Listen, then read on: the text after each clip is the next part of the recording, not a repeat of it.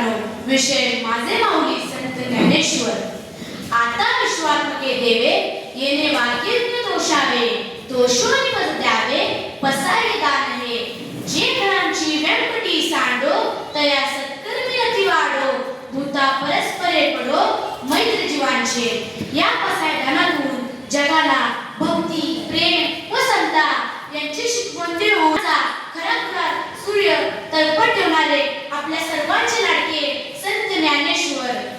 आई या शब्दात संपूर्ण जग दडलेले आहे, पण माझ्यासाठी आई म्हणजे जन्मदातीच नाही तर ज्ञानाची, प्रेमाची, करुणेची आणि मार्गदर्शनाची अखंड ज्योत. म्हणूनच मी अभिमानाने सांगतो, माझे माऊली म्हणजे संत ज्ञानेश्वर.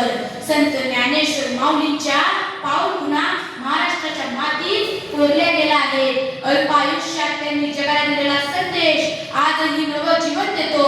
वयाच्या केवळ 16व्या-17व्या वर्षी त्यांनी रचलेला भावार्थ दीपिका उर्फ ज्ञानेश्वरी खरे तर मानवतेचा अक्षय दीप आहे. माऊलींनी सांगितले, आत्मा हा एक, परमेश्वर हा एक, मग भेद कसला? जाती, धर्म, भाषा या सगळ्या कृत्रिम भिंती आहे, खरी ओळख तर मानवतेतच आहे. म्हणूनच ज्ञानदेव माऊलींचा प्रवास हा सामाजिक न्यायाचा आणि आध्यात्मिक ज्ञानाचा महामार्ग आहे. मित्रांनो, संत ज्ञानेश्वर माऊलींचे जीवन म्हणजे संघर्ष, पण तो संघर्ष स्वतःसाठी नव्हता तर समाजासाठी होता.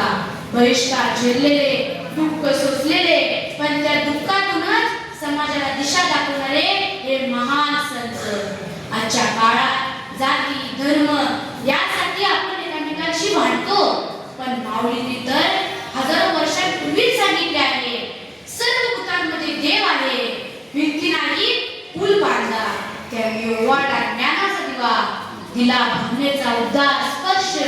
त्यांचा प्रत्येक शब्द म्हणजे आईच्या कुशीतल्या लोणीसारखा, जी आपल्याला शांत करते, मार्ग दाखवते. म्हणूनच महाराष्ट्र त्यांना प्रेमाने म्हणतो, ज्ञानेश्वर माऊली.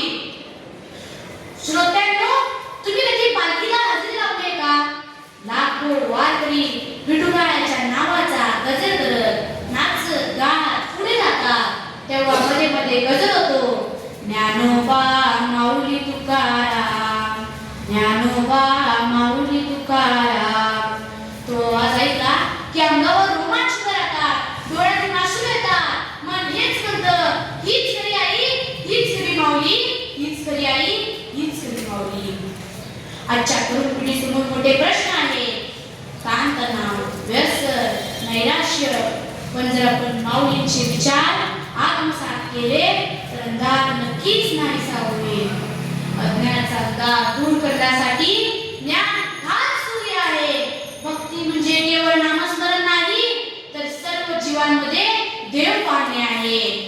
मान्यवरो, माझे माऊली म्हणजे प्रकाशाचा महासागर. ते माझ्यासाठी आई आहे, मित्र आहे, गुरु आहे आणि मार्गदर्शकही आहे. त्यांनी शिकवलेलं प्रेम, बंधुत्व, करुणा जर आपण जीवनात आणली तर फक्त महाराष्ट्रच नाही तर संपूर्ण मानव जात सुखी समृद्ध होईल. आज मी हात जोडून एवढेच म्हणेन, माऊली, तुझ्या विचारांची मशाल आमच्या हाती आहे. आम्ही ती विझू देणार नाही. आम्ही जात, पात, भेदभाव, अहंकार यांचे अंधार दूर करू आणि तुझ्या शिकवणीप्रमाणे प्रेम, ज्ञान, मानवता यांचा सूर्य उगवू देऊ. विचारांचा निरोप घेण्याआधी मी एवढेच सांगेन, माऊलीच्या ज्ञानेश्वरीने जगमानसाला ज्ञानाचा प्रकाश दिला, तर अमृत अनुभवाने भक्तीचा गोडवा दिला. या वारसाला आपण पुढे नेऊया. हीच माऊलींना खरी वंदना ठरेल. संत ज्ञानेश्वर माऊलींचे जेवढे विचार साकावे तेवढे कमी आहे. आता मी इथेच थांबेन.